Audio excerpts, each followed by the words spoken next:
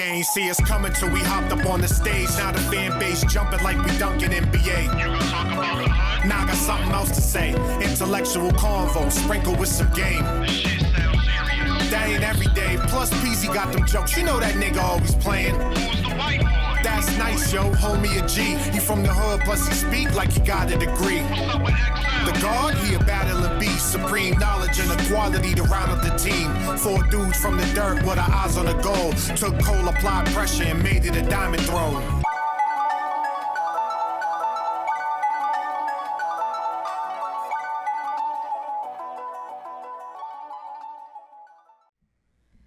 All right, we're back. Another Seat at the Throne interview. It's me. I got Peasy with me. I got Excel with me. Yep. Chops couldn't be here tonight, but we have a special guest. This person I've known for quite a while, actually. Now that I was thinking about it on the way here, I was like, damn, I actually know you for quite a while. Yeah. But I want to let you introduce yourself real quick. Tell the people who you are, what your name is. Okay, so my name is Ayana Bean.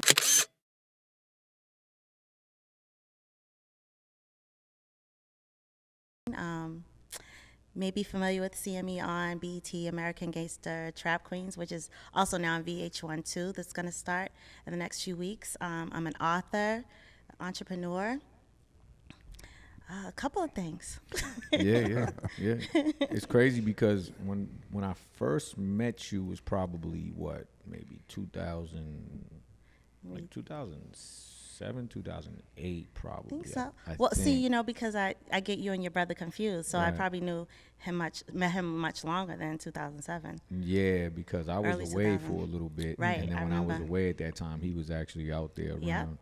You know what I mean? So yeah. But still, it's been a while. Yeah, It's been a a while. long man. time. It was good to finally see you. Showing again. age. I know, right? Right. No, it is. So let's get right into it. Okay.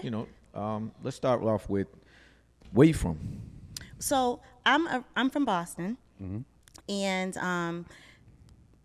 when I grew up in Boston, so I was like born. My parents lived in East Boston projects, so I was born, conceived there, right, and then they left there and they moved to Academy Homes. So I kind of was raised there for a little while. So I mean, the whole family did. So my grandparents, everyone migrated from East Boston to Academy Homes, and then probably when I was like 4 or 5 or something like that, my parents got their own place in Jamaica Plain. And then from Jamaica Plain, like I grew up in Mattapan on Morton Street. So that's when I could tell you everything that I remember. So It's from people back that then. know you would probably say, who? From Yana Bean Mattapan, from yeah. Mattapan? Absolutely. Ayana Bean from Okay. Mattapan. Yeah, no. Because absolutely. you went a little I don't know around. who in the world was in Jamaica Plain or East Boston or Academies Right. at all. But yeah. So I it's would say from Mattapan for you. Yeah, Mattapan for me. Okay, that's good. So tell us a little bit about your upbringing, what it was like for you growing up in Boston. I don't want to say it was tough, but it was different. It's different. Well, because people think Boston, when they think of Boston, they don't really think of any predominantly black communities. Think of Boston, Right. they think Harvard. College, and the best hospitals and things like that, and they really don't know that there's a very There's neighborhoods. There's a big black culture in Yeah. Boston. They all think it's like a Whitey Bulger movie. Like, It's absolutely the not. hotel- So before the Something. misconception gets, because people be like, Yeah, black from girl Boston. from Boston, she probably hung around all white people, and it's like, hold I on, did. Because I was a Metco student. Oh, So- you're Metco, yeah. But Yeah, I mean, I was- you grew up in in the- Mattapan, yeah, which in is Mattapan. predominantly black, right? And So- at the time when I was growing up, in my neighborhood was a lot of Jamaicans, West Indies. So I didn't know what I was. I was going to school, in Sudbury, coming home to Mattapan. Everybody is a totally different lifestyle. So that is probably how I started to develop multiple personality disorder. Oh, yeah. Like clinically diagnosed? Yeah, I was about to Well, say I was self-assessed- clinically diagnosed, Oh, okay, okay. borderline, but after I came home from the feds, but we'll get there. Oh, okay. Okay, I was like, I we didn't go too far. We go too far. But what Slow ends up down. happening is even like kids today, like you go in different environments and you become adapted to those environments. 100%. Right. Even though especially when you're young, you're trying to figure out who you are too. So, and how you develop that is by what's around you. And, you know, you pick what you like of certain people and places and what you don't like and what you don't want to ever be anything like. You know, that's when you start that personal development. So I would say, you know, I was just learning like the different avenues of life that I was subjected to because I was going to school in Sudbury. That was totally different, obviously. You know, I lived on Morton Street and Blue Hill Avenue where Shabu was across the street. So, you know, it was all the action. Frank's Place was at the corner, if anyone knows what that is. So there was a lot of action around my way. And I think I liked the action, you know. I couldn't come off the porch, but you know, I could see everything. You was watching it from the porch? I watched everything from the porch, right there. And it was different. So it's like I'm one way, not that I'm totally a different person, but, you know, there's certain elements about myself as a kid that I that wouldn't be acceptable in Sudbury. Right. You know? Yeah. And that's how I felt. There was other kids there that was, you know, kids were from all over the place, and everybody, you know, did their own thing. But for me, being a young little, you know, and I was a timid little girl too. So how did you end up going to school in Sudbury? Well, I think all mothers I got in there in second grade. So my mother has said she signed me up when I was like 2. And I just got in when I was in the second grade, okay. So, that was so it's like years of a waiting list. Yeah, so it's like the alternative to private school for the kids in the neighborhood. Yeah, the METCO program, right? METCO been around for years. Yeah, but the whole point is, though, why do we have to go from our neighborhood to another neighborhood instead of if you're saying what that says to me is this education is better, right? Okay, so then why aren't we just mirroring that education here in our school system? Why do I have to be shipped somewhere else? True. You know, so that was always, you know, I started to get more and more aware of that as I got older. It didn't make sense after a while. So when you were going there and then coming back to the hood pretty much, you felt like you had to be 2 different people? Had the code switch? Yeah, I did. Well, I didn't know what it was, but nobody knew what it was. That's a new terminology. Right. Yeah. But even in first, let's just start with my house. Okay, my family's from Birmingham, Alabama. Like my mother and my father were a part of like the Black Panther people, kind of, you know, like they smoke weed, they do, you know, they live, right? And I come home and I remember my mother called my name and I went to her and I was like, yes. She was like, what? I don't know what I'm supposed to say. You know, I'm learning proper English. You know what I mean? Like I'm not. So I was thinking about that. Like, what she want me to say? You know, I remember when I first met you, I was like, she talk like a white girl. It's called proper English. You know what I mean? I did because, you know, Herb's like, yeah, I'm going to meet my, all right, yeah. He's like, hi, I'm Yana. I was like, this is Yana? Someone call it an educated voice. Right. Educated voice. Right? But like, when I got to know you, I was like, you know, Yana, that's Yana. Like, she is genuine. It's not like she's trying to be something that she's not. That's how she is. That's how she talks. Right. Yeah, true. People used to tease me when I was little, but that's okay. Yeah, but you know proper English, though. I knew proper English. It's not my fault you say ax and I say ask. She knows how to pronounce it. Bullshit. She knows how to pronounce it. Yeah, I was going to say. When someone said that to me the other day, and he was like, yo, can I ask you something? I was like, no. No, you cannot. You cannot ask me. You know what I mean? He's like, yo, why you got to say that shit, yo? I was like, because you can ask me something. My family can't like, stand it when I do that. I do it to my nieces, my nephews. Ask. Yeah. Sometimes I do it to my wife, too. She gets a little aggravated. She'd be like, anyway. And I'll be like, just proper. She gets mad at me. English teacher or something? Nah, yeah, she get mad at me. Come with the smart answers. You know how that go. Yeah. Exactly. So growing up doing that, though, did like kids in the neighborhood, did they kind of accept you, or they like make, you know, you might think you're better than, or how was it with the kids outside? I think, so I had a lot of my friends that went to school with me were also from the neighborhood too. Like I had friends that we all went to the same school, but then we had friends that didn't. That's what I mean. So, you know, it was kind of like, but I felt like my other friends that we went to that we went to school together, that they was kind of more hood than me.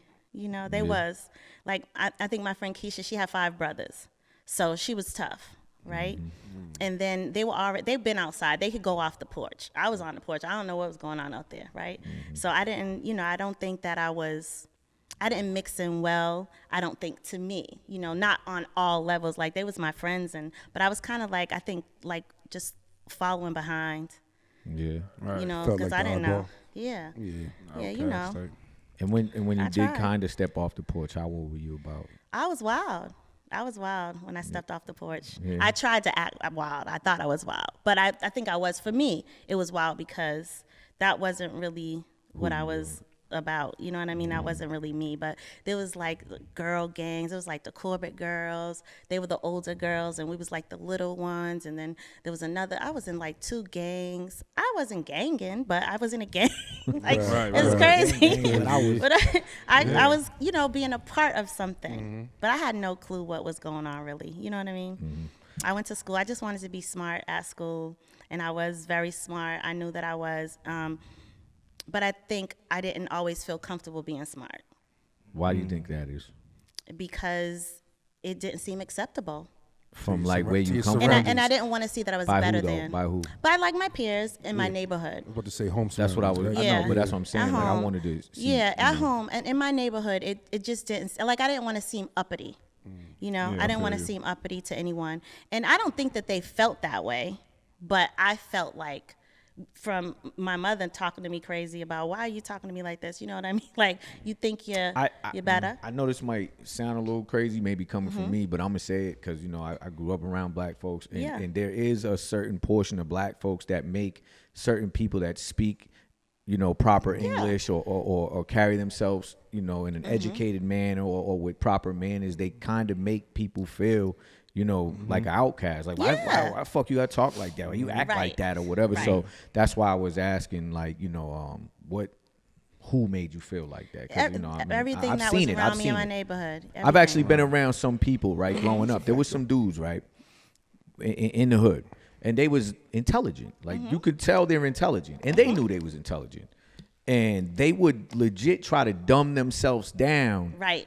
And I used to be like, yo, why do you do that? Yeah. Like you're not you speak proper English, you're intelligent. Why do you? And then as I got older, I understood though. Yeah. It was like, yo, because there's a certain part of like the street, so to Yeah. speak, where sometimes dudes or people will make someone that is a little intelligent or speaks proper English, make them feel a certain way, and it makes them Just trying feel a to little fit in, man. uncomfortable. Yeah, make 'em- it's yeah, all make 'em about feel- it's all about fitting in. But what It's all about about fitting so in. I know you had friends from Sudbury, which would like the white friends, right? Yep.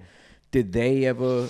What was it like hanging out with them? What was like? Did they ever make you feel uncomfortable, or what was that like? Well, again, I don't think anyone purposely does that, but I'll tell you this story. Oh my God, I can't believe I'm going to say this. Okay, so I had a friend Meg, right? Because you have host parents. Shout So out Meg. yeah, you have host parents. So when there's an event that's happening at the school or whatever, instead of your parents can't get out there, so you stay the night at some other parent's house. So my host parent's name was Meg, and she was having this big pool party. Right? And so, like, I don't even know how to swim anyway, and I still don't, right? But I think I was about 11, something like that. And my grandmother had picture day was Monday, and my grandmother had just got me a press and curl, okay? Okay. And here I go trying to be like all the people at the pool party and jump in the water. First of all, I almost drowned, and nobody even knew. I was drowning, and nobody knew. Then I come up, and I run into the house. I don't even know how I got up there, but I started seeing my hair turn it into an afro.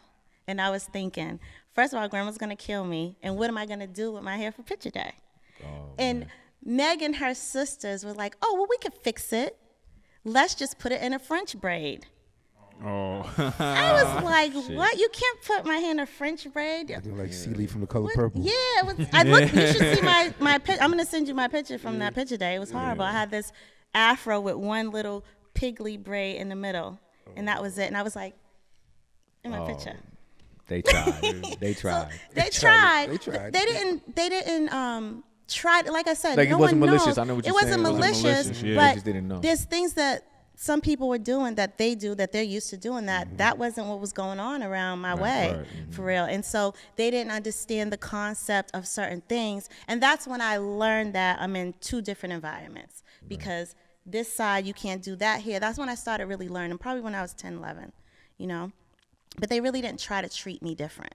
Yeah. Their parents, her dad was a lawyer, her mom was like a VP at Delta, and I think I started then going home saying to my mother, like, well, why don't you have this? And why don't we have that? Oh, yeah. And so that was, Prepare, now, even though it doesn't matter how I talk, the things that I'm saying now making my mother feel like, who do you think you're talking to? You know what I mean? Because I'm just thinking like, well, we should have everything that they have. Like, they got the nice house, they got the pool. Yeah. Everyone has these great jobs, and we just on Morton Street. And like, my mother works. You know, she had 3 daughters. I'm the oldest of 3 girls, and she did a lot on her own. And I'd be mad at myself, like, why did I say that to her? That was hard struggle.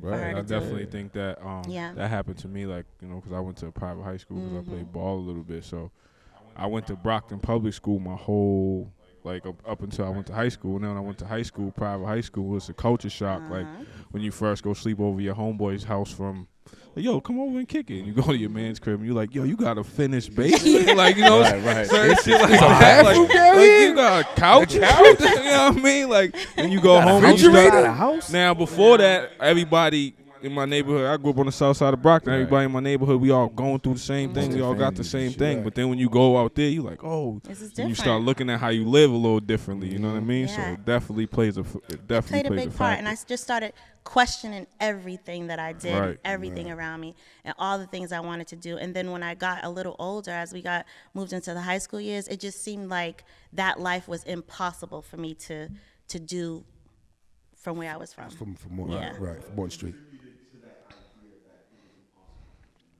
Because I didn't see anyone else in my neighborhood doing Around you that. growing, right. I didn't know anyone who owned a business. I didn't know any lawyers. I didn't know anyone who drives a Porsche. I didn't know anyone who gets a BMW for the 10th, 11th grade. That was not something that happened. My mother never even learned how to drive, you know what I mean? And I had my grandparents, and my grandfather was like my dad, and he drove us everywhere, but I didn't get a car when I was going into high school, and that just didn't happen. I don't recall ever seeing a poor person at that school. I'm sure that there were, but that's not what I saw. Right. You know, I'm getting on my bus at like 5:30 in the morning. I'm one of the first bus stops to travel all the way out there, pick up all the kids from Dorchester, Roxbury, then we head out there, and then what? You know what I mean? Go about your day. Yeah, it's different. I mean, growing up in a poverty-stricken area, I learned that a long time ago too. I remember someone had asked me a question like, "Oh, you know, why do people choose to go this route instead of like trying to go this route where you could get the same things if you went this route?" And I Right. said, "Well, growing up where I'm from, the only people I saw with nice shit weren't lawyers and doctors, and these were people that were committing, you know, crimes per se, more or less drug dealers. So when I did see a nice car, I knew who had that car. It was a drug dealer. When I seen people with nice things and appeared to be successful, it was the people that were doing the wrong thing. But that's what I seen growing up as success. Like, Right. I'm like, so, you know, I don't know about any other way to become successful because this is all I seen right here. Right. And I feel like that's what a lot of kids grow up and see, especially when you in a urban area and it's poverty stricken. A lot of the success that you see isn't from people taking the right path. It's people, well, what we would call success at least, right? You know, he has the nice car or whatever. Like a lot of that gets acquired from certain people doing things that we know what they're doing, and it's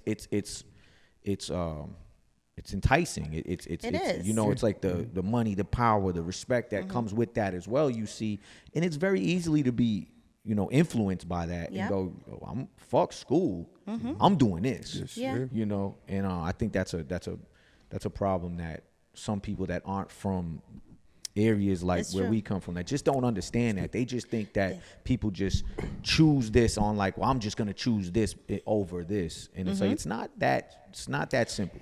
One thing that I did determine from everything that I was learning on both sides is that my mother worked. She worked hard. So I knew that. I knew they worked. So I was clear that you go to work, you get a job, and you could get these things. You know what I mean? I don't know what things that you could get, but it's like the type of jobs you get. Right. So Right. this is what one family's standards are, and this is what another family's standards are. So everyone in that household, and how I lost contact with Meg is because everyone from her household, like her and her sisters, when they got to the 9th grade, they went to a private school called Nobles and Noel. So I'm like, wow, there's even a better school than this right here. You know what I mean? So that was the expectation and the standard in their family. In our family, it would just be great if you graduated high school. You know what I mean? Right. So I started to, internalize and understand these different things. We all just came from different worlds. There was kids that were doing other things that I knew I wasn't going to do that. You know what I mean? There was just, but we came from everywhere.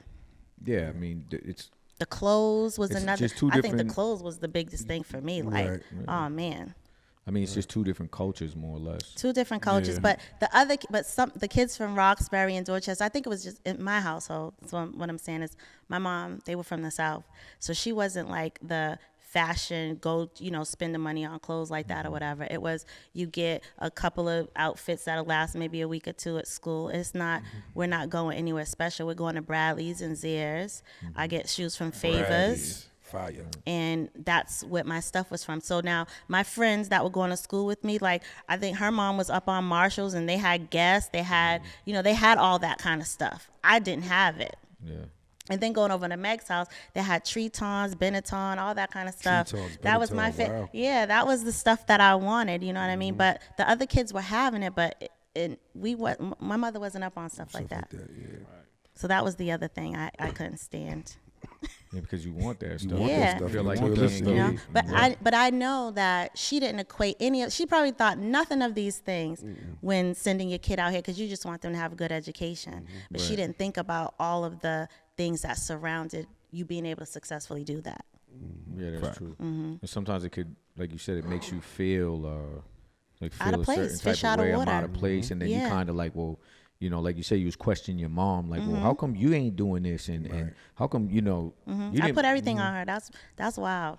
That yeah, but you're young fair. though, so it's like Yeah. you don't know. You really don't Yeah. know. It's kind of like when I see certain people today, their kids graduate high school or the prom, and they're sending them to school in like these foreigns or whatever. Me, I'm kind of against it. I'm like, yo, I'm not doing that shit, because the next kid that don't have that is gonna be like, yo, why? You know what I mean? It's I don't know. I grew up a way where I didn't really have much, and sometimes I used to see kids with other shit, and I feel some type of way, like, damn, Who the fuck Right. is he? and like you said, sometimes you look at your parent or do. something, yo, what's Kids Like, going what to is the wrong I don't with know. you? I'm kids just kids like, going nah, to I'm the not prom doing with that shit. $2,000 shoes on. I see Yeah. it all. Shit the crazy time. to me, man. I'm not doing it. Wow. You know what was crazy? When my son was in high school, he used to wear Pradas, and I never had a pair of any design or nothing. But that was all his father's. I was gonna kinda say thing. that's because his father. Yeah, though. I would Herb never. is- every He was time I wearing seen Prada Herb, to he's school. dripped out in something. And even now today, every time I meet someone, they say, "Oh, I remember those kids. They was the flyest dressed kids in the school." And I was thinking, that's it. That's it. Word, like that. That's it. That's all you remember, huh? That's all you got. That's all you got. That's all you got for me. That's nice. That was, but that was another form of representation. And the way that we grew up, we were teased a lot for not having certain things. So it was a big deal for us to make sure that the kids didn't, go through that part. Yeah, I don't know about anywhere else, but Brockton was a fashion show. Like when I went to show, Brockton yeah, High, facts. fashion show. If Yeah. you wore the same fit 1000%. more than once throughout that week, you was cooked. getting cooked. And that's so crazy to me, because where do people go shopping in Brockton? Because my kids' friends had never even been to Copley before I took them. So, where was y'all shopping? I don't know. I was always going downtown crossing though. Yeah, I was. Yeah, too. I was like, y'all never been to downtown, to the mall? No, they never had been. I mean, when I was younger in high school, I wasn't hitting Copley. I went to Copley later in my years. They went to, I think it was the Taunton Mall that was closest Taunton to Mall, this way. Braintree. Yeah. Those were like Braintree. as far as like we would go. Yeah. Brockton Mall had certain, like, you could get sneakers at Brockton Yeah, Mall. well, it used to have some good used to be stores in there. Macy's was there, but other than that, Yeah. it wasn't there. Hip Zeppy back in the day. Hip Zeppy, yeah. Zeppy. Yep. Zeppy. That's really Hip about Zeppy it. was a I Thousand remember. Degrees, all them places. Yeah. That's another one. All right, so let's fast forward though. You know Okay. what I'm saying? After high So- school. After high school? Yeah, after high school. Well, I was a single mom after high school. A teenage parent, I should say. So you had the baby while you were in high school? Or? And then, so I left Mecca Okay. because I wanted to get kicked out of Mecca. That's what I said, that my neighborhood won that battle. Like, I didn't want to Be a part of that. that anymore. And so, like, I was not going to school. I was not listening. Like, I was not doing anything at all. I was going to Shavu on the weekends, and that's all I wanted to do. Like, the streets won. I wanted to be around the fast life of everything and live that life. And so I finally got kicked out of Mecco. Yay, that was my accomplishment. And, and I was going to Hyde Park High. So I got there for the 10th, 11th grade, one of those two. Yeah, it was the 10th grade. And then by the 11th grade, I had a son already. So I graduated with my son. And then it was kind of like, what do I want to be? You know what I mean? So I could do hair, like I braided, I did all kinds of stuff. And that was my side hustle kind of thing. And it was like, I don't want to just be another hairdresser though, because I felt like everybody was doing that. Yeah, everybody was doing it. But that's what I really was good at, and I really liked doing that. Then I was like, okay, I want to own my own hair salon then. I don't want to just be in it.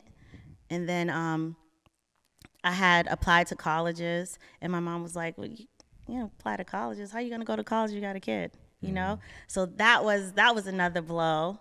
And I was thinking, well, how can I? You know what I mean? Yeah. So it just wasn't, that stuff wasn't there. It wasn't around me. No support system. It wasn't a support system to that type of stuff because, you know, she didn't have the knowledge of I was gonna say, it's more information people just don't know. Yeah, it's more information. Like, she was a person who you work and this is what you do. You know, you do all that. And you can't do certain things when you have a kid. You know, and so that kind of made me feel upset with her a lot because, like, you should be just, whatever we got to do is what you need to do so we can make this happen, you know? No, but I didn't have that. So I tried. So I went to work. I was working, you know, just doing the regular thing that you try to do. I started working at banks. Okay. Yeah, I started working at banks because at Hyde Park there was a program, and it was a finance program. So like if you were, you know, top students or whatever, you go in this program, and you get to work at the bank every summer for summer jobs, and then hopefully you get a permanent position there. Like as a teller or? No, I was like in the office. I worked in the registrar's office. I don't even know what they really did, but like there was one registrar, and I worked for her. I was her assistant, and it was in the corporate side. Okay. So I was there for a while, but when it was time for that program to end, there was no like permanent position in that office or around that vicinity. And I was like, I don't want to be after you do all this, you don't want to be a teller, right? Because that's going back down the ladder. So it was like, I'll find something else out. And then it was, okay, I don't want to live in Boston anymore. You know what I mean? There's a lot, like life was wild. Like I've been in shootouts. I've been, you know, I had guns put in my mouth. It was a wild life I lived when I was younger. And when I got to Hyde Park, I just felt like I was slowing down, and then I had my son, and good, now I can, you know, try to move away from all of that. Right. But it just, you know, I just couldn't get out. Like, you have to afford to be able to get out. You know what I mean? You have to be able to afford to get out. So I did just continue to work. The bank thing didn't pan out. I was looking for jobs in Vermont through the bank, anywhere but close. Because I'm like, I'm going to raise my son out in the boondocks. Now I want to go back to Sudbury. Right. Now it's time to go back. But it just didn't end up happening. And so I just had different jobs. I started working, doing temp jobs like customer service, like with life insurance, all kinds of stuff, just different jobs all over the place. I had another son, still kept working. But I always had a fire to continue to do. So it was never like a don't do nothing or just sit back and let life happen. It was like, this shit we got to do. You got a purpose. Yeah. Right. So one time I was working 2 jobs and going to school at night. Like, I was hustling my behind off. I tried to sell weed before. That didn't work because I don't even know nothing about it. So I just was giving it away.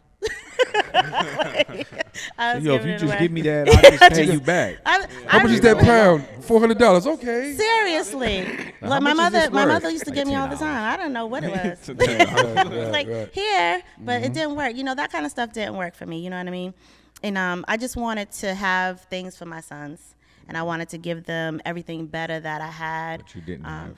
As you should. Yeah, that I didn't have. And, you know, I just wanted that to be it early. Like, I didn't even do clubs and stuff until I was literally like 22. But by that time, I had 2 kids. Right. You know what I mean? So I was doing a lot of work, you know, and then, you know, life just continued to happen. Life continued to happen. So Ends wasn't meeting. let's move forward just a little bit. So you eventually land a job, Yep. right? And what was this job that you had? What that With the case? ended up getting you into a little trouble? What was that job? Okay, though? so I'll just go back to the job before that, right? Okay, yeah. So the job before that, I worked doing customer service at a place called American Student Assistance, right? So at American Student Assistance, I would be like the liaison for schools and families. So it's like if you're enrolled to go to college or whatever, some schools don't have like a financial aid office or whatever, so they have a one-stop shop. So you got to upload the paperwork, have someone to call and all that. So we were that for the school. Okay. And then I started, you know, I was there for a little while. I was good at my job, obviously, and they started asking me to go to master promissory note sign-ins, the first week of school, like freshman week and all that kind of stuff, helping the school out. So then I was physically leaving to go to different schools.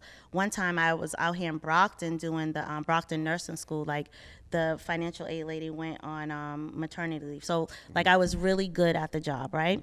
And so one lady came to me and she was like, you know what, I think that you should be at the school.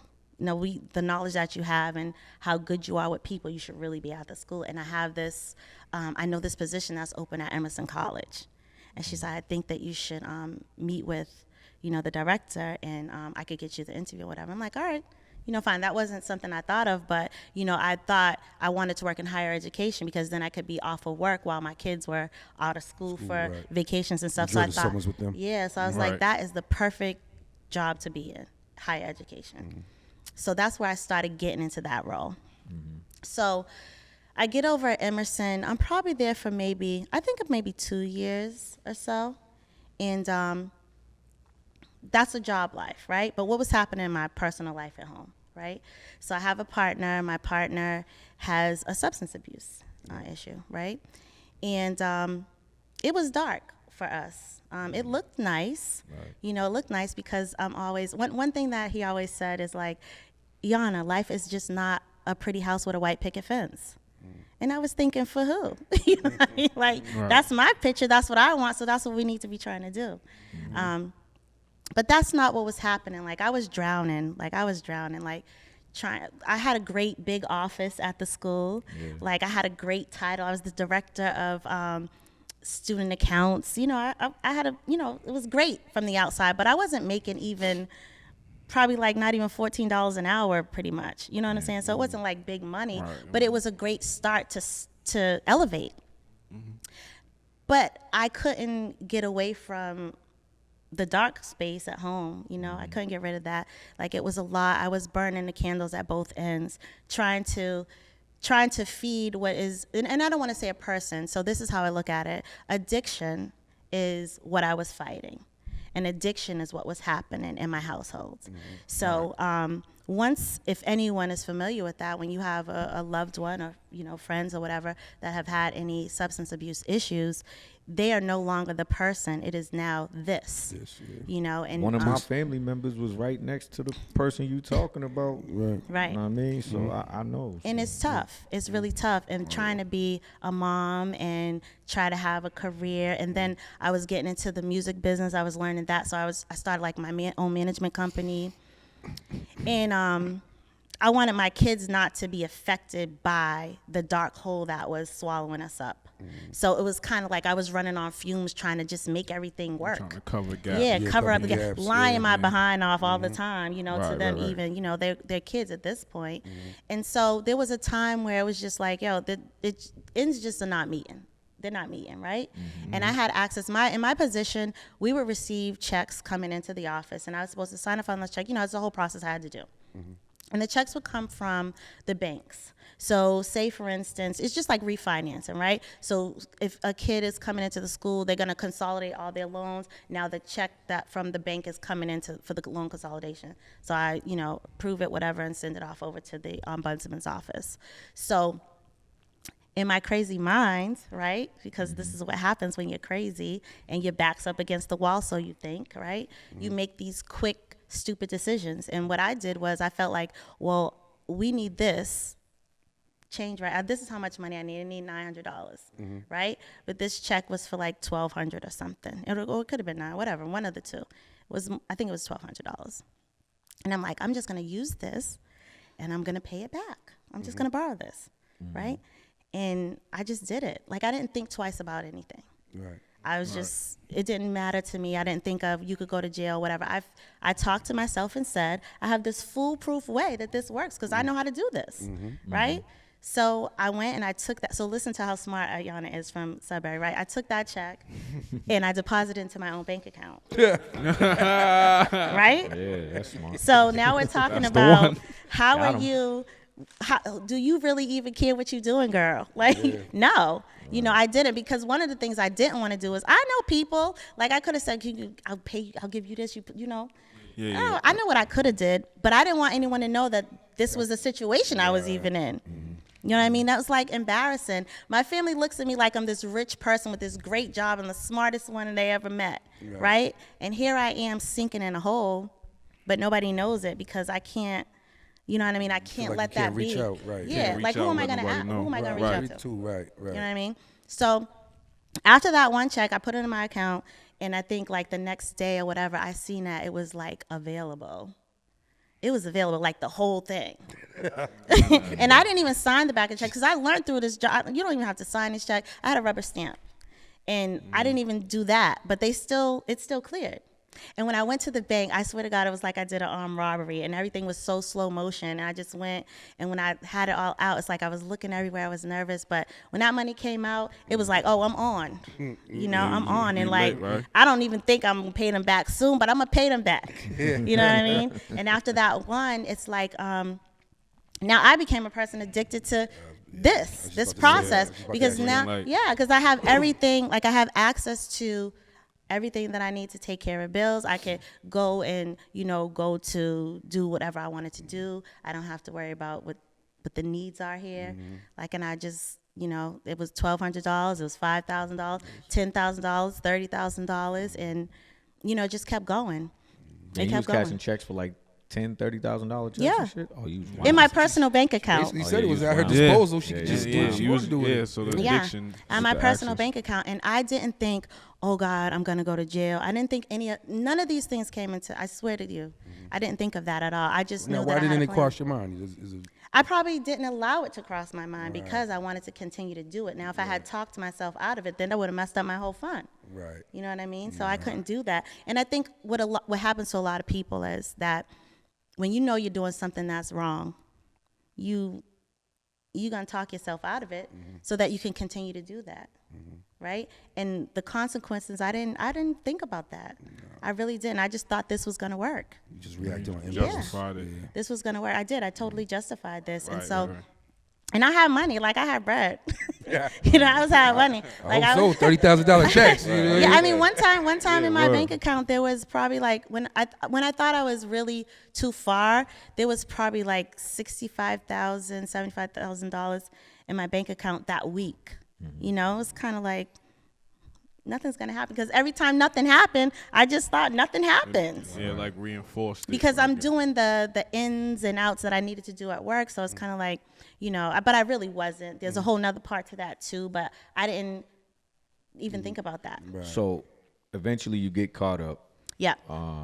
So I thought I could go cold turkey, right? And I remember calling my sister one day, like, listen, I gotta leave this job or I'm not gonna stop.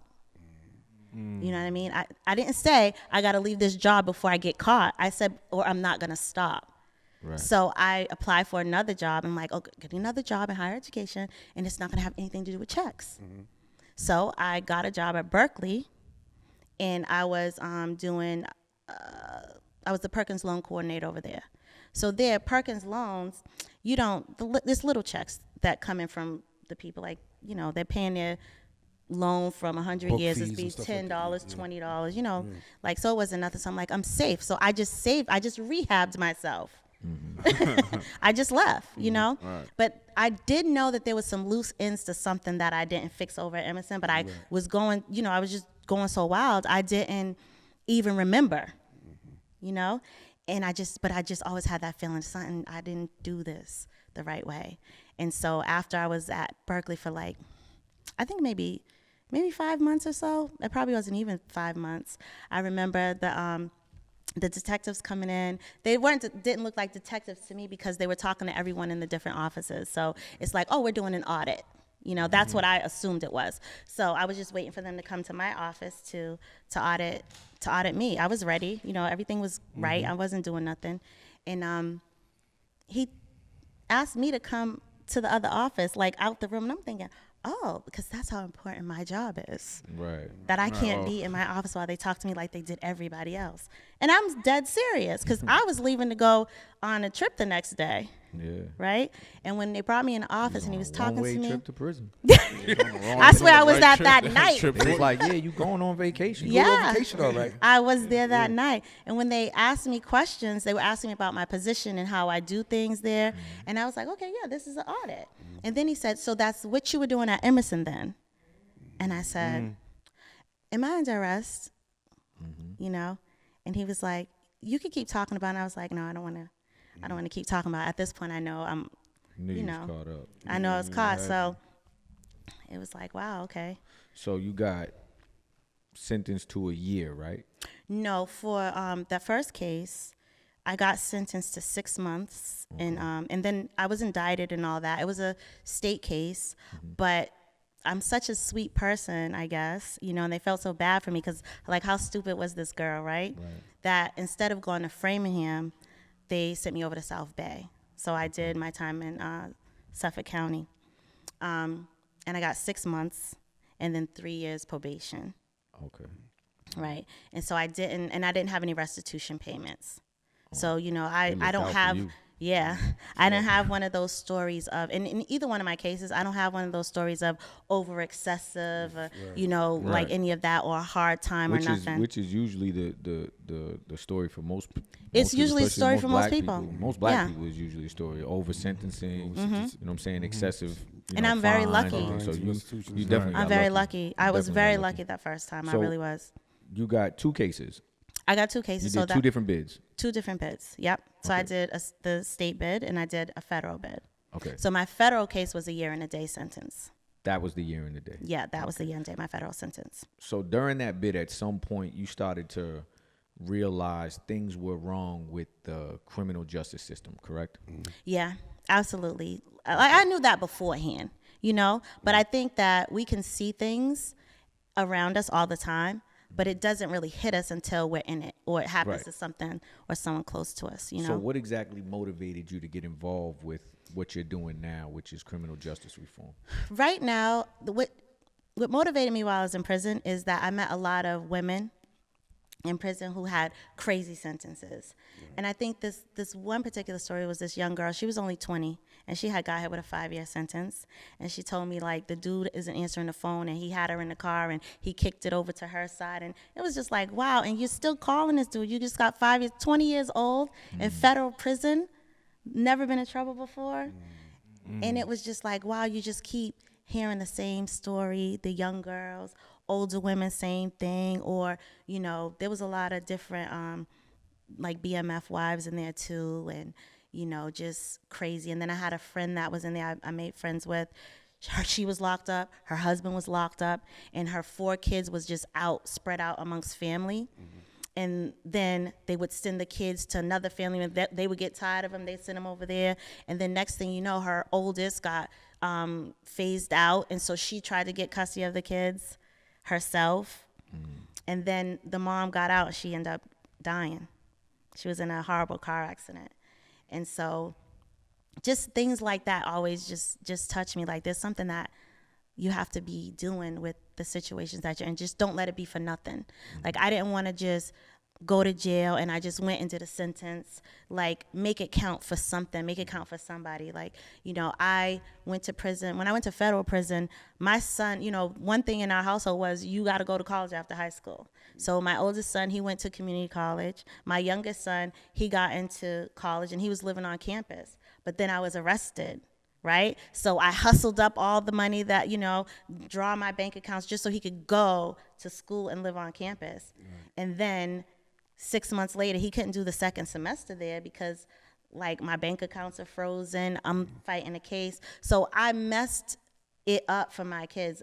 I take that responsibility of that. Right. And so I got to make this stuff count. And by making it count, I go and I fight and I talk and I speak and I learn about what keeps us impacted by these same things. It's like we run on a hamster wheel. I did it myself so I could speak on it. I know I went to jail for the same thing twice, right? I affected my kids, I affected my family. And so now it's time to, you know, do something about it. It wasn't for nothing. I never, you know, it's not a funny thing that I went to jail. That's absolutely crazy that I ever went to jail. You know what I mean? It wasn't worth it at all. Like, you can never get your time back, so it wasn't worth any amount of money you could give anybody.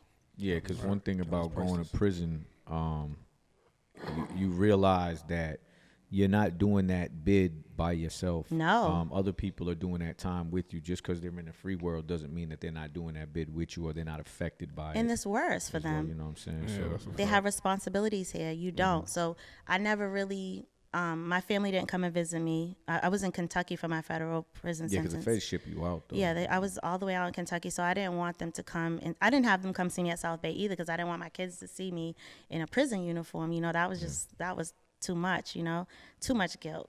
And so, you know, I just was there and I used that time to just be there and let them live. Like, I had 2 jobs in federal prison. I lived off of that. People would, you know, they would send me things, of course, but like, it's kind of selfish to think that someone should be sending you hundreds of dollars a month while they still got to pay bills out here and live out here and you're in prison. Right. You know. So you, while you were in there, did you, because you have a book, right? Yep, I have a book. You have a book, and it's called A Year and a Day. Correct. A Year and a You Day. started writing that while you were in there, or was it inspired while you were in there? And you Yeah, said, it I'll was write it when I inspired. get out? Okay. So when you were in there, what aspects of being incarcerated made you say this needs to be reformed? Like, Yeah. did you say to yourself, this is punitive, not rehabilitative? This is punitive, not corrective? Was that what you were seeing or and experiencing while you were in there? Right, because of the programming that they have you do when you're in prison, it's like a false thing, right? In women's prison, I can only speak on where I was at, right? So we're taking a trucking class. Okay, well, there's no truck here. Right. You know what I'm saying? Okay, well, you can use it actually for dispatch. Okay, well, there's nothing dispatching here. It's just a book, and the girl done gave me the answers to this already, so I'm gonna get the certificate. And so, you know what I'm saying? And everything that came in there was just nothing. Yeah. You know what I mean? Right. So What was that? how would you define criminal justice reform? What is your definition? Because that's what you're involved Yeah. with now with the nonprofit as well. Yeah, with the nonprofit, it's more so the after effects of prison, Right. right? So a lot of people come home from prison, they don't have an address to go to. That stops you from getting halfway house sometimes, you know what I mean? And You won't then get parole. you won't get paroled if you have nowhere to go, right? So a lot of people end up just stay there and wait until they do their whole time out because they don't have nowhere to go, right? Or where they can go, they can't get approved to go there because someone else has a record there or it's a Section 8 or subsidized housing. So we're putting this pressure on somebody to have housing before they come out, and they can't go to their environment or what they know, to the people that love them, because even they can't have them come there, right? So that's one thing. So housing is a big issue. You have women that are in prison that come home, they don't have anywhere to go but back to someone who probably abused them. There's no help with them, you know, their living situation. There's no funding, there's no really help with jobs, and then we slap the background checks on people, right? So so you come home, you have restitution, you got to pay this tab, right? Before I came home, they were already taking restitution out of my account anyway. Yeah, I was working at the men's prison and in the kitchen in prison, and they would take my little $10, $12, you know what I mean, they'll for take that restitution. And so when you come home, what's your financial standing? You know what I mean? Broke. You don't have nothing. Nobody's giving you anything. So tell me where to go to get it. You want me to go work at the cab place to dispatch cars for $8 an hour? Yeah. You want me to go work? I couldn't even get a job at Instacart. Like it in my own car or just bagging up someone's grocery. I couldn't even do that. So my big thing, or what I want my nonprofit to be able to do, is to reform the whole background check. It has to make sense. We have to make employers responsible for that decision that they're making to not allow someone to be able to have stable environment, like sustainable work. So now trying to do that, you have to obviously try to go through how you say, like you have to get bills. pass bills. You got to and get things bills like that. done. So I'm working on a bill litigation. now. What are some of the barriers that you face doing that though? I couldn't get no job. No, I mean like trying to pass facing these, doing a bill. pass these bills and stuff. Like there must be some kind of barriers that you face. Say like a district attorney format or people that are like for tough on crime or something. Are these people like barriers that get in your way? It hasn't yet, because I didn't get to that level of it yet. The first point is to even get the format of creating a bill properly. That's hard. Right? It can get rejected just because the format's not right, or the point is not right? And then you have to obviously have a group of other people. You know, I have friends in the Senate, I have friends in Congress, I have friends in city council members and so forth. So, you know, it's just about networking, getting people on board, looking at this, getting the help to make it right. And then you start to bring it to the state, and then you start to look for the help, and then you start to face, well, no, this can't be in here because we're not doing that, or it affects this other bill or this other law. You know, so those will be the barriers that I start to face. But what I just learned when I spoke at Harvard University a few weeks ago with Meek Mill and Wallow in the Reform Alliance program, I was happy to know that they had passed a bill, but they've been working on it for years. Right. You know, so I'm just starting out, I'm just starting out. So I feel really good that I spoke to someone who's working on something that they have been for years. And I know that it's an uphill battle that it will be, but it's well worth it, because I've been a manager always in these positions of hiring people, right? Something that I learned in higher education as a financial aid advisor is that when you do your FAFSA, it asks you for your selective, you have to do selective service, right? And if a man hasn't done a selective service by the time they're 25 years old, then you just don't get that number. Now, say that later on in your life, you want to go back to school, adult education, or you want to work for the city, and you have no selective service number, right?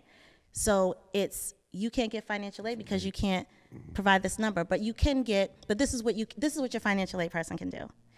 They can have you write a statement as to why you weren't able to get this number before you turn 25. And what happens to most of the people from my era, they was locked up.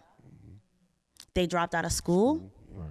So those are the two biggest things. And what the lady told me over the phone, she said, okay, listen, you have the choice to tell them that you can pass them through. You just need them to write a statement on the paper and put it in a file. It's that simple. Same as if you're hiring somebody. Instacart. Does my crime match bagging groceries? Are you a person who even knows how to read a query? Right. I'm a manager, and I'm telling you, jobs don't have no training for that. They send it off to a third party. The third party sends it back to you, and then it just says this is a positive query or whatever. Okay, well, what about you being trained to know that you can make a decision that changes somebody's life? Right. And the opposite way. Right. So that's my biggest thing, because when I came home, like, I could have had a lot of jobs. None of them had anything to do with what I'd done before. Back, right. But the query, I was hired right on the spot, but then when the query comes back, I'm not. So that lets me know that I was qualified for this job. So now let's make people be responsible for the decisions that they're making. And that's my big fight. So what about, I do feel, as being a woman trying to get things accomplished in criminal justice reform, have you faced any sexism, any barriers that way, or do you think people treat you just the same? I don't think so. No? I think I have lots of support. There's a big community of people out here that are for justice impacted persons. Just like anything, women's voices are always smaller than the men's voices. They all, men network different. Women network different, and the way we, coincide is always different. So I respect the fact that there's a difference. There's no problem with that, but let's support each other's effort. And when you know you're stronger in an area and someone else isn't, come and, give your strength and push them up. Show someone a direction. Oh, we're doing kind of the same thing.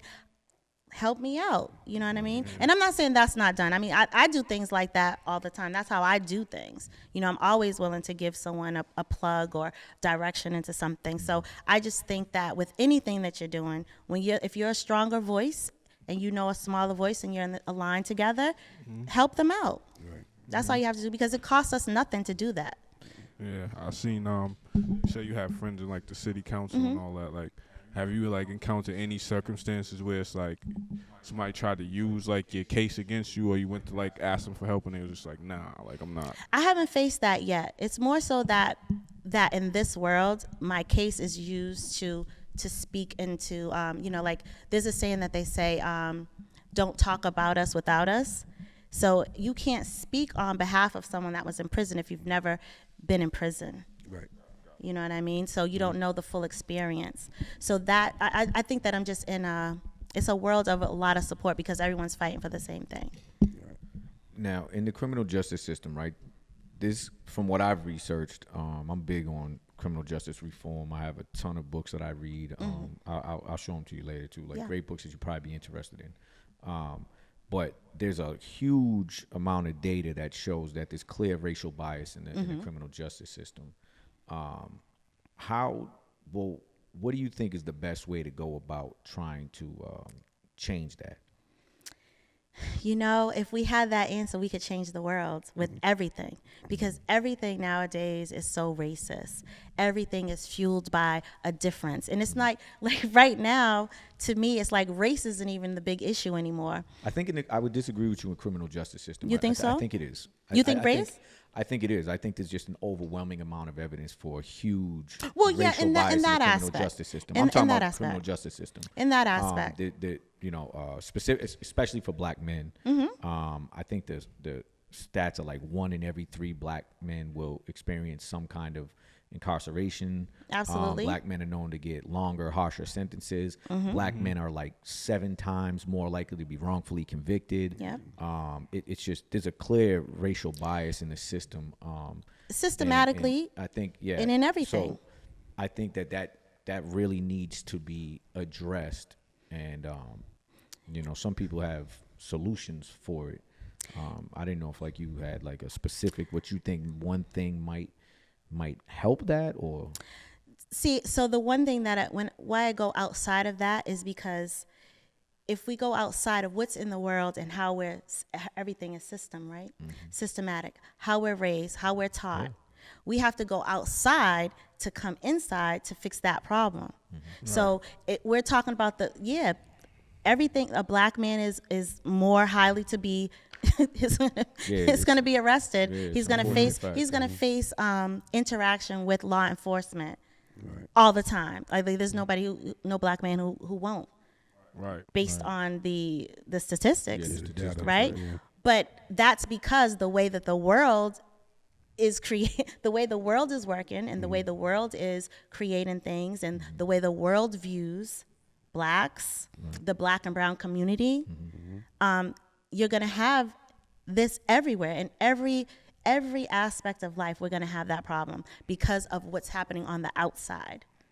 And so what happens is that when you start educating people more on who they are, and you educate them on the situations they're in, and you start educating them on law and government, then they now have at least the tools that they can use to be able to fight systems. Right? But we have to start educating ourselves more in those worlds. And I think it's always, for us in our black and brown communities, it hasn't been like, you need to go to school for political science, or you need to learn this, or you need to know that. When we're affected by it the most, then we should be educated on the most. Yeah, that's a fact.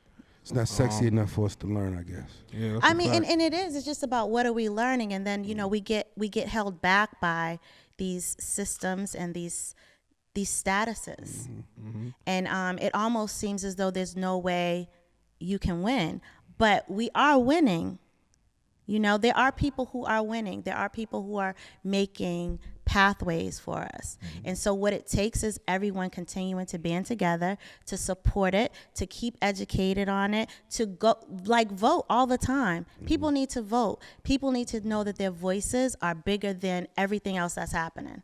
Anytime something happens in, like, what happens in New York? Everybody's in the street, everybody's they get together and they do it. It doesn't happen everywhere. But imagine if every black and brown community did that. Right? Look at what happened with the voting in Georgia. They got together. Right? They got together. Even though there's things that happen behind the scenes or whatever, but if we start doing it in every state, imagine what we could accomplish from the outside to inside. And we start making people responsible. I think another problem that exists within the criminal justice system is when you go in front of a jury and they say it's a jury of your peers, and these are not people. You do not know these people. They do not like you. Right, that's a fact. Like, I'm from Brockton, right? And I'll go, you got a jury of your peers. These people are from Bridgewater and all these places but Brockton. Right. They're not a jury of my peers. No. These aren't the people that are in my neighborhood. You know, these are people that courthouse with a certain these are outlook. people that have really no understanding of anything other than lock them up and throw away the key. Right. That's a So fact. there's huge biases as soon as you put these people in there. And the DA knows this, the judge knows this, these politicians know this. Yeah. And this is just clear as day. Things like that, I think, just need to be changed. Like, if you say a jury of someone's peers, how do you have a black person sitting there and there's not a black face on the jury? I don't care if it's 2023. It's Right? true. Or Like, somebody like from the same There culture, should be like, from the somebody, same like neighborhood. there should. If it's not a jury of their peers. It's just not. And then you look at things and you see the data, right? Oh shit! Look, they're then more how- likely to get found guilty or oversent or whatever. And it's just like there's clear examples or issues that you can point to and say this needs to be changed, that needs to be changed, or whatever. And how do you it's change just- them? right. You change them by using your voice, by making your constituents responsible, right? You make them responsible. You start talking. How do we get a bill passed that makes them change the way they do jury selections? Right. There's Gotta vote 'em. these are things that that's the problem with. That's one of the problems with us, right? With our communities, we don't feel that we have a voice or to make a difference. Right. You know, and we do, because if you say that point right there and you go to the right place where that point is written in a format that it's supposed to be and it's submitted, then it's being heard. And then you get other people that believe in that They get behind it. and you get behind it. I tell people all the time from my city, I'm like, yo, when you get jury duty, yo, show up to that. Show up to that, because if you don't want to go or you don't want to be a part of it, you know what I'm saying? They might not make you a part of it anyway. Yeah, I mean, They're gonna select you they're gonna anyway. try to At get least- you up out of there. They're gonna They try to look get like you up. somebody that might know him. We get you Right, at least show up. but if you don't at least show up, Right. then you're basically saying, fuck it. I'm, like, this is a clear bias right here, but you're not. You could go there and possibly start trying to change that if you just show up, because guess what? That defense attorney that sees you sitting up there, he's gonna try to get you on that jury. Yep. Right. And then when the DA tries to go against, the few people that he knows is from my defendant's community, right? He's gonna play the card. He's gonna go, Your Honor. Absolutely. The DA is taking away every single person and only wanting these people. Right. There's something very similar about all the people the DA's picking, Your Honor. And he can be on record and say that. You understand what I'm saying? Right. And but when you don't fucking show up, you don't show up because They ain't gonna have I don't don't give him a out chance of to say ignorance, nothing. right? Yeah. So there it is. Or there's a problem in the hood too where I ain't on no jury. I ain't convicting nobody. I ain't. Yeah, they think Dog, it's like I would you love to form be of on a ratting. jury of It's somebody like, I it's know. like, bro, like, yeah, That's like, dumb. so if That would you were help. the one there, wouldn't you want someone like you on the jury? Right. You fucking Word. dummy. Right. Like, you gotta go, bro. These are things that can help change the shit. Change the And game. that's what we have to teach our people to do. We have to let them know jury duty, like, it asks you if you have a criminal record or whatever, right? It's one of the questions, like, if you have Oh, yeah, it all asks. these things. So people try to disqualify themselves by answering those questions. You know what I mean? When they could just like you said, there's an importance of just showing up, Gotta show up. and that's what we should start talking to people about. There's an importance in having jury duty selection. Like it's because a jury of someone's peers, right? So in other communities, they're being taught to show up for jury duty. It's your responsibility. It's your civic duty. We're not saying, when my sons was receiving those in me, I was like, oh, you don't want to go to jury duty. You know what I mean? I wasn't saying like you should be showing up there. You know, it's not about, you're not snitching. You're not doing anything wrong. You're doing a civic duty. So that's why we need to be teaching them what your civic duty is. And to know that you are a voice. Right. You got to go to these state houses too, man. When people are there and they're speaking and things like that, like you got to go. You got to and get to know your representatives. Yeah, get to know your representatives. Everything, man. Get out there, vote, because your voice and your vote matters, man. And that's how you really create change. You know how many times the district attorney for Plymouth County runs and nobody even really runs against him? Nobody runs I don't against even know the people They out just here. re-vote him in. And this dude has been on record 20 years. Hold on, Pete. This dude has been on record like allowing a lot of people to just not go to prison, right? And then these people that were testifying and cooperating with him were out here shooting and killing people. And this is like on record, like he was, you know, and you know what? You know, everybody in the community, he a piece of shit. Yeah, but nobody's running against him. Nobody's going and trying to, he just gets, he's running again. Oh, he's going to get right back in there. Like, yo, you can't do that. That's you what they can't do. do that, man. You have to try to, you know, and a lot of it stems from ignorance. And a lot of it is just a part of a culture too, that we think anything that has to do with the law, we stay away from that, you know. And you, what you're saying right now, and being a person that you are, and you are, you're able to, you reach the prison, people. yo. I know you exactly reach the what people. They need to have a person that associates with who they are. So it never makes sense for someone else to talk to them or to listen to, because they're not going to associate with that. So we need to have more people that have experienced things that really, like, you know, it takes us getting older and more mature to say what, you know, what we need to do now. But so it's on us right now for the ones that are behind us to be able to show them how to speak and use their voice, because now they're going to be speaking for us. You know, we have to show them the way, but there's not a lot of people to show them the way. We have a lot of, you know, corrupt things. We have a lot of backhanded things, and people have lost hope in that. You know, so we have to show them something different. It has to come from different people that represent them for real. Absolutely. People they can identify with. Yeah, absolutely. Earlier you brought up wins, like we got to, like, there are people winning. Is there like any specific examples of wins that you had in the criminal justice situation?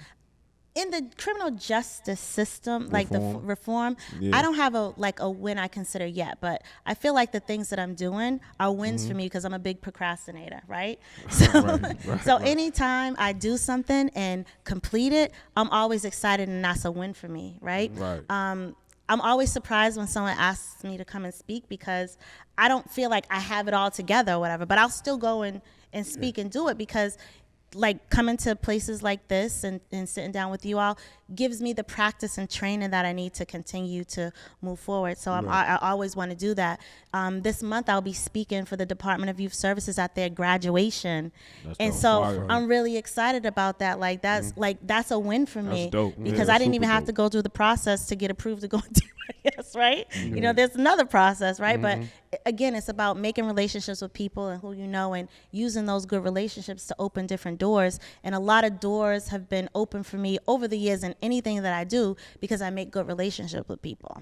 You know, I was doing a workshop at the Roxbury Library called Beyond the Bars Workshop. And there I invited people that had been through the system or, you know, have been impacted by it to come and speak to inspire others that have been justice impacted, that are, you know, in a dark place and feel that they see no way out, right? And so you have someone coming like Champ from Math Hoffa's podcast just come. He only been out for 2 years right now. He's on one of the biggest urban podcasts out, right? I had Diane Wilkerson. She was a senator in Boston. She was in prison. You know what I mean? She was shamed to death. You know what I'm saying? And now she's still out there fighting for the rights of us. She's out there still showing her face and still moving forward and speaking on behalf of those who've been in these places. So that was a success for me, because people showed up. People showed up and people were good. So these little things, you know, when I have the big W, I don't even know what that would be, because these are so big for me right now. But I'm just going to keep pushing forward, and I'm hoping to, you know, get some bills passed and laws changed that will continue to help those who come from where we come from and those who come from what we know, for our families, for our friends that will go through it. So before we get out of here, if you could say one thing to people going through exactly what you're talking about, give them some words of encouragement. You know, what would you say to them? Your camera is right there. Right there? Yeah. What I would say is that this is a temporary space. Everything is temporary that you want to be temporary, right? If you want to move past this step, move forward. Don't worry about if it's the right step or if it's the wrong step. Just step. Go. Continue to go. And don't stop for nothing. Don't let anyone stop you. Just keep pushing forward. Don't listen to anything negative. If something's negative around you, move away from it. You only want to deal with people that align with moving you forward. And that's just it. Yeah, absolutely, man. Dope. Like Yeah. because you know, That's what it's we're doing right there. We snap fingers. snapping fingers. I didn't know what Poetry. yeah, that's like the clap.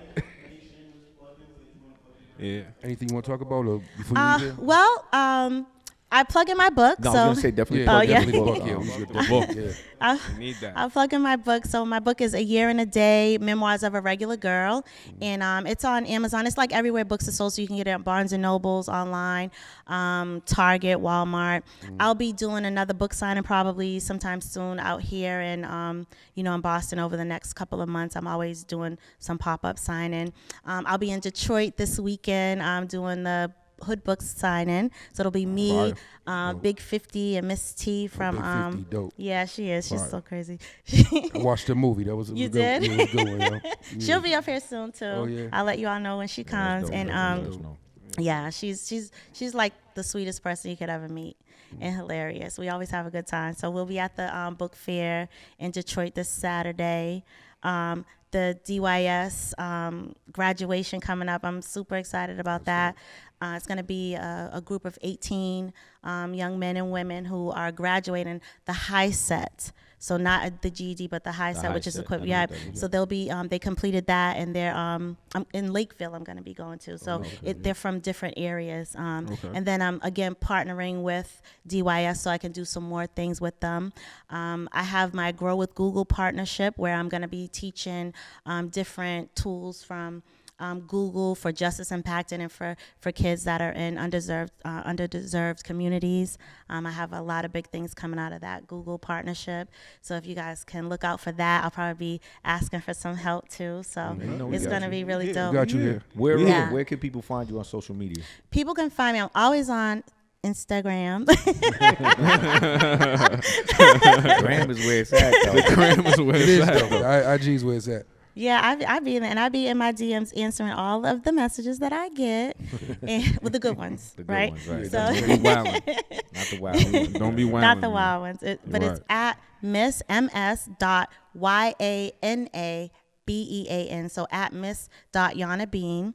And then also my nonprofit, A Year and a Day Foundation, the same as on Instagram as A Year and a Day Foundation. And it's the same all across boards for social medias. I don't have a TikTok yet, but I don't know how to do that. Criminal justice definitely reform should is get big. one. I don't know. I got to get somebody. You know why you She should ain't do gonna be it? up in there doing them dances, Bob. I She can't. She don't got to do the dance. ain't doing no challenges. She doing the reform challenge only. No, I could try. And then and another thing that I wanted to say to close out with, if you have any, people in your family or friends that you have that, have substance abuse issues, don't shy them away. Like I was at Stop and Get Shot the other day. We all know what that is, right? So I was over there the other day, and I just watch a lot of, I feel like this is the spot all the time, like for years, right?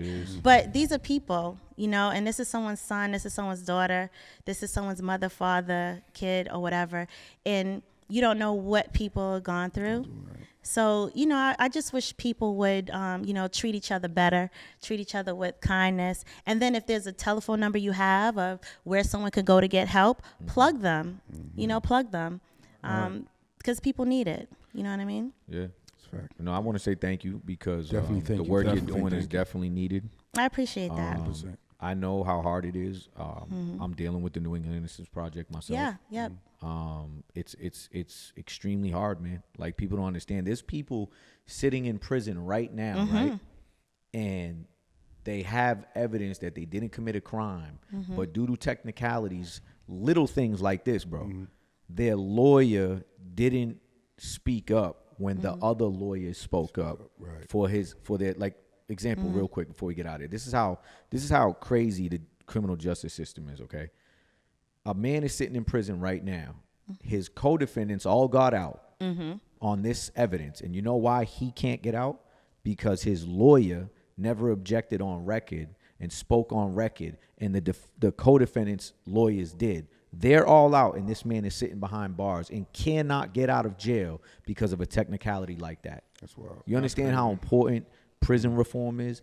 Things like that need to change. You understand? And they need to it's- have attorneys. That's that what I will- you mean. can Like, talk and to it to was, help and you. it was like, and then he can't even go for ineffective assistance of counsel because the standard for ineffective assistance of counsel is legit. Like a lawyer has to do like less than the bare minimum. So if his lawyer filed motions or whatever and just didn't object, and that's the technicality, they're like, well, he did his job, he just didn't object. So like things like that. He's still sitting in prison right now, facing a life sentence for a crime that it's a 100% fact he did not commit. And if people are like, well, it can't be that, it is legit that. He's sitting in prison because his lawyer did not object on record, and his co-defendant's lawyers did, and he's in prison while they're out.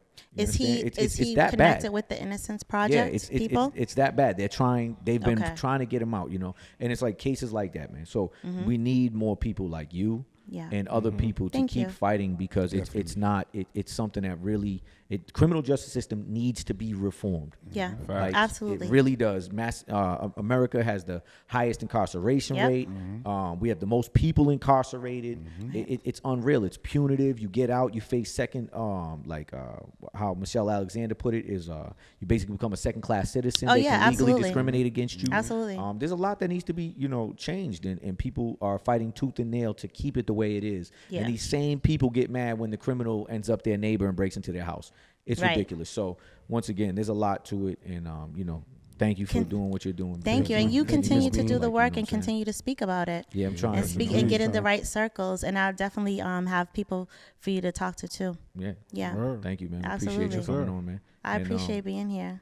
that's all, y'all. Another edition of Another Sitting at the edition of Sitting Throne. at the Throne, man. This is what it is, man. This is what it is. Until next time, y'all. We here. Peace. Aw, this is good, guys.